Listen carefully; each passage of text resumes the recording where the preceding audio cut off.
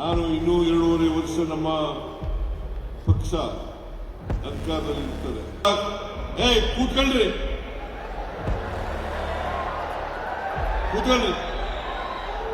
ಹೌದಾ ಅಲ್ಲ?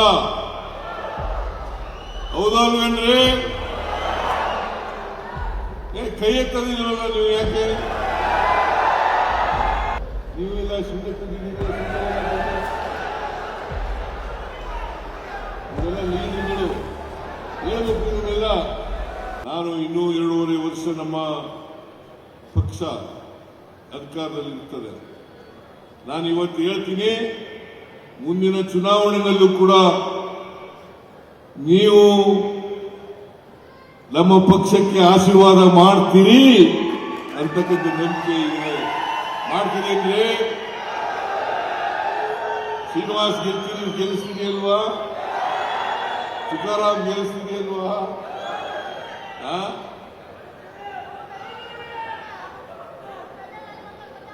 ಖಜಾನೆ ಖಾಲಿ ಆಗ್ಬಿಟ್ಟದೆ. ಖಜಾನೆ ಖಾಲಿ ಆಗ್ಬಿಟ್ಟದೆ, ದುಡ್ಡಿಲ್ಲ. ಇವತ್ತು ಸಬ್ಸಿಡಿ ಕೊಡ್ತಾ ಇರ್ತಕ್ಕಂಥದ್ದು ಸರ್ಕಾರ 1,12,000 ಕೋಟಿ ರೂಪಾಯಿ ಒಂದು ವರ್ಷಕ್ಕೆ ಸಬ್ಸಿಡಿ ಕೊಡ್ತಕ್ಕಂಥದ್ದು. ಪವರ್ ಸಬ್ಸಿಡಿನೂ ಸೇರಿ